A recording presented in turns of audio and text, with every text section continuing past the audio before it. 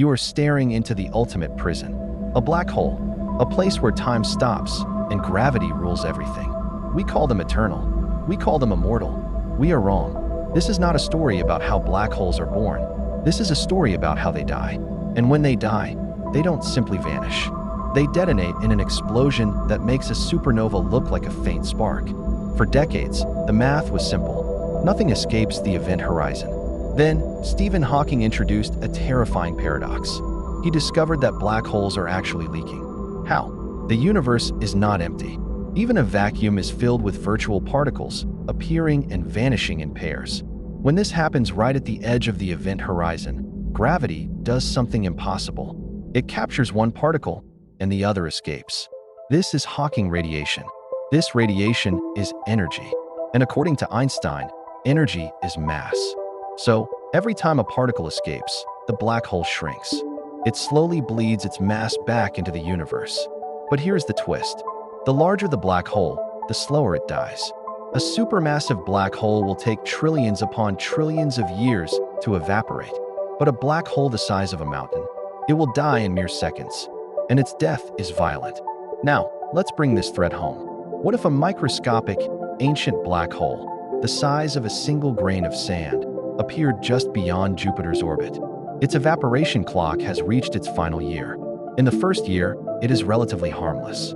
But as its mass shrinks, its temperature skyrockets. It stops radiating X-rays and starts radiating hard gamma rays. Our satellites are the first to die, blinded by the unbearable energy signature. The last week, the black hole is now the size of a speck of dust. Its energy output is equivalent to a massive star. It starts carving a path through the asteroid belt, vaporizing everything instantly. The radiation signature is so intense, it causes massive power outages across the globe. The black hole now has only 1 second left to live. It is barely the size of an atom, but its power is absolute. The final explosion occurs. The detonation unleashes a flash of gamma rays more powerful than anything the solar system has ever witnessed. This energy hits Earth at the speed of light. First millisecond, the entire side of Earth facing the explosion is instantly bombarded.